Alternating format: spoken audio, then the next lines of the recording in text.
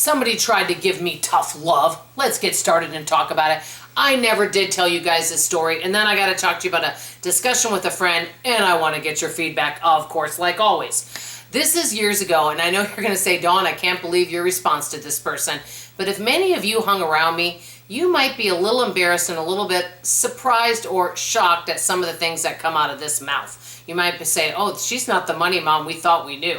But I had someone years ago. You guys have seen me all different sizes in the last 7 years. My poor husband has seen me all different sizes. I know it's embarrassing, but I had someone a long time ago say to me, Dawn, you really should do something about your weight. You're morbidly obese. That's really dangerous. And me being who I am, instead of getting hurt feelings, I said to the person, I said, really? I said, oh my goodness. I said, you are the first person that's ever told me that. I never knew I was overweight. I said, I've always thought I was a petite flower.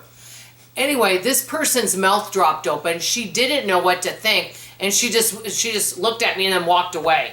So you get it. Basically what I'm saying is, I personally think tough love is counterproductive. It can end up being shaming, disrespectful. Now, I think if we're tough love on ourselves sometimes, that's good. But many times when we want to make changes in our life, somebody else trying to do it for you isn't going to work. A great example, and I hear women doing this, let's say a guy goes to the doctor and the doctor says, hey, you need to eat healthier. Your sugar's kind of high. You need to cut out all this bad food. And the wife's like going like this. You need to not eat that. Put that down. Don't do this. What do you think the husband's going to do when the wife's not around? Probably eat all that stuff. The husband is going to want to try, or wife, doesn't have to be the husband, or whoever it is going to have to come up with that idea on their own. The best thing I think to do, if you want somebody to change something, you can't change other people and what they do, is live by example. That's kind of what I'm doing. You know, other people telling me what I should and shouldn't do in terms of relationships, how to eat, how to spend my money. Honestly, I just put a wall up. It's not effective. Probably whenever I tend to want to make changes is when somebody's living by a good example. But I was talking to a dear friend of mine, and her and I were talking about the tough love concept. And I'm not saying it's never not useful. I find it more useful if you do it on yourself, kind of where you pull the reins in, where you say, okay, enough's enough. You know what? I'm not spending that amount of money this year like I did last year on the holidays. That was ridiculous. I need to save money. Or enough's enough. I need to cut back on some of these things I'm eating because I'm starting to gain weight. Getting tough love on yourself is one thing. But when you're putting those values on someone else, and I read a book, supposedly a self-help book a long time ago, and it said in the book, you're fat because you want to be fat, you're poor because you want to be poor. And I'll be honest, I did not like the tone of that book. And I know some people are good with that. They're like, yeah, well, it sounds great, but unless they're saying it directly to you. And it kind of makes you kind of feel discouraged, because the one thing that people are forgetting about is, okay, maybe people are broke, maybe people are fat, maybe people have bad relationships or a bad job, maybe things are all going to hell in a handbasket. Who knows, right? But why? Sit down and figure out what caused them to get to this point. Can they start somewhere? Just start somewhere. Do a little something.